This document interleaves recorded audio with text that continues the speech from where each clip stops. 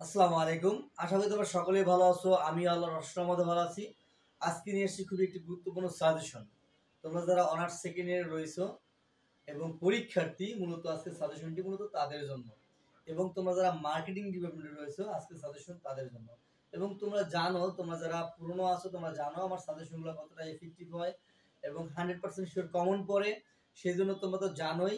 আর যারা জানো না তারা বিশ্বাসের সাথে এই সাজেশনটি দেখতে পারো। 100% শিওর থাকো পরীক্ষা খুব ভালো রেজাল্ট করতে পারবে যদি পড়াশোনা করে যেতে পারো। এবং এই সাজেশনটা আমি তোমাদের বেদাক্রম অনুসারে সাজিয়েছি যে তোমরা 3 ধরনের স্টুডেন্ট রয়েছে। এই 3 ধরনের স্টুডেন্ট কিভাবে পাস করতে পারে, কিভাবে ভালো রেজাল্ট করতে পারে, কিভাবে টপ রেজাল্টটা করতে পারে, এই বিষয়ে আজকে এই সাজেশনের মাধ্যমে আলোচনা করব। আসো আমরা সাজেশন নিয়ে আলোচনা করি। বিবিএ অনার্স সেকেন্ড ইয়ারের সাজেশন। তোমরা যারা বিবিএ অনার্স করতেছো, সেকেন্ড ইয়ারের পরীক্ষার্থী রয়েছে, আজকে সাজেশন নেব তাদের জন্য। এবং তোমরা যারা মার্কেটিং ডিপার্টমেন্টে রয়েছে, এই সাজেশনটি শুধু তাদের জন্য। এই সাজেশনটি তাদের জন্য। সেজন্য ভালোভাবে আমার কথাগুলো শুনবে মনোযোগ সহকারে। তারপর সেভাবে যদি স্টাডি করতে পারো, শিওর থাকো ভালো রেজাল্ট করবে। যদি না করতে পারো তার দায়ভার আমি নেব। আজকে যে বিষয়ে আমরা আলোচনা করব তা হচ্ছে বিজনেস স্টাডিজ ওয়ান। এই প্রশ্নটা ইংলিশে হবে। ব্যবসায় পরিসংখ্যান 1, এই কোশ্চেনটি সম্পূর্ণ কিন্তু ইংলিশে হবে। তোমাদের ইংলিশেই অ্যান্সার করতে হবে। সেজন্য খুব ভালোভাবে একটু দেখে যাবে, কারণ তোমরা ম্যাক্সিমামই বাংলা ডিপার্টমেন্টের স্টুডেন্ট, সেজন্য ইংলিশ বুঝতে কষ্ট হয়। এবং তোমাদের সাবজেক্ট কোড হয়েছে 22-23-05 এবং তোমাদের সময় থাকবে 4 ঘন্টা। তোমাদের 4 ঘন্টার একটা পরীক্ষা, যার মার্কস থাকবে 80, অর্থাৎ নম্বর থাকবে কত? 80। এই 80 মার্কের একটা কোশ্চেন থাকবে। এই কোশ্চেনটা সময় দিয়ে থাকবে 4 ঘন্টা। এই 4 ঘন্টা যে লিখতে পারবা না, যদি কমন না আসে, যদি লিখতে না পারো, হলে তোমার মতো কিন্তু তোমার সময় আর কেউ থাকবে না। এখন আসো এই প্রশ্নটা কিভাবে আসে। তোমরা ফার্স্ট ইয়ারে পরীক্ষা দিয়েছো, সো তোমরা জানো। তারপরেও আবার যারা জানে না বা যাদের বুঝতে সমস্যা, তাদেরকে আবার আমি জানিয়ে দিচ্ছি যে তোমাদের এখানে 3টা পার্ট থাকবে: A part, B part, C part.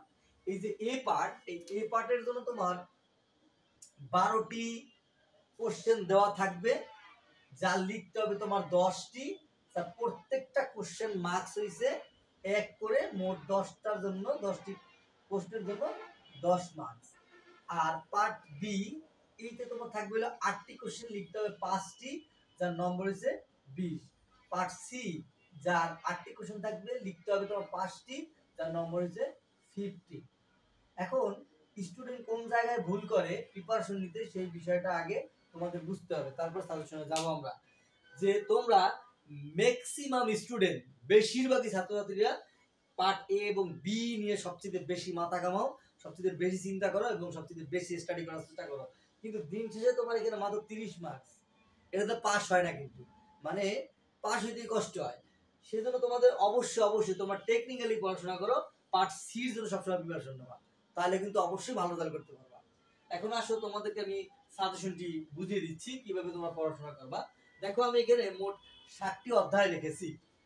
প্রথম অধ্যায় পরিসংখ্যানের সূচনা, মাস্ট পড়তে হবে। যেগুলো মাস্ট লেখা দেখবা সেগুলো পড়ার পরে বাকিগুলো পড়বা। এরপর দিচ্ছি দ্বিতীয় অধ্যায় উপাত্ত সংগ্রহ, উপাত্ত সংগ্রহ। তারপর দিচ্ছি চতুর্থ অধ্যায় কেন্দ্রীয় প্রবণতার পরিমাপ সমূহ। তারপর দিচ্ছি দেখো পঞ্চম অধ্যায় বেদাঙ্কের পরিমাপ, মোস্ট, মাস্টটা কিন্তু মোস্ট। তারপর দিচ্ছি ষষ্ঠ অধ্যায় বঙ্কিমতা, পরিঘাত ও সুচলতা, মাস্ট পড়তে হবে, কোনো বিকল্প নাই। এবার দিচ্ছি সপ্তম অধ্যায় সহসম্বন্ধ বিশ্লেষণ, মাস্ট করতে হবে, কোনো বিকল্প নাই। দশম অধ্যায় ব্যবসায় পূর্ব অনুমান ও কালীন সারি বিশ্লেষণ, মাস্ট পড়তে হবে। এখন আসো এই 7টা অধ্যায় কারা পড়বে? 7টা অধ্যায় তারা পড়বা যারা টপার হতে চাও। 80 মার্কসের কোশ্চেনটি 80 মার্কসই কমন লাগবে এবং আমি এ প্লাস পেতে চাই। আউট অফ 4 এর মধ্যে আমার সিজিপিএ বা জিপিএ আমার কি লাগবে? 4ই লাগবে। সিজিপিএ আমার 4ই লাগবে। তাদেরকে এই 7টি অধ্যায় পড়তে হবে, কোনো বিকল্প নাই। এখন আসো যে না, আমি এর থেকে কম পড়তে চাই, আমার ফার্স্ট ক্লাস হয়ে যাবে, ন্যূনতম 60 মার্কস আমার কমন পেতে হবে এবং আমি লিখে আসতে চাই, তাদের জন্য ব্যবস্থা আছে। তারা মাত্র 6টি অধ্যায় পড়বা। এই 6টা অধ্যায় কম তারা পড়বা না। তারা কোন 6টি অধ্যায় পড়লে একটা ভালো রেজাল্ট করবা সেটা দেখো। প্রথম অধ্যায় পরিসংখ্যানের সূচনা, দ্বিতীয় অধ্যায় উপাত্ত সংগ্রহ, চতুর্থ অধ্যায় কেন্দ্রীয় প্রবণতার পরিমাপ সমূহ, তারপর ষষ্ঠ অধ্যায় পঙ্কিমতা, পরিঘাত ও সূচলতা, এবার পড়বা সপ্তম অধ্যায় সহসম্বন্ধ বিশ্লেষণ, এবার পড়বা দশম অধ্যায় ব্যবসায় পূর্বানুমান ও কালীন সারি বিশ্লেষণ।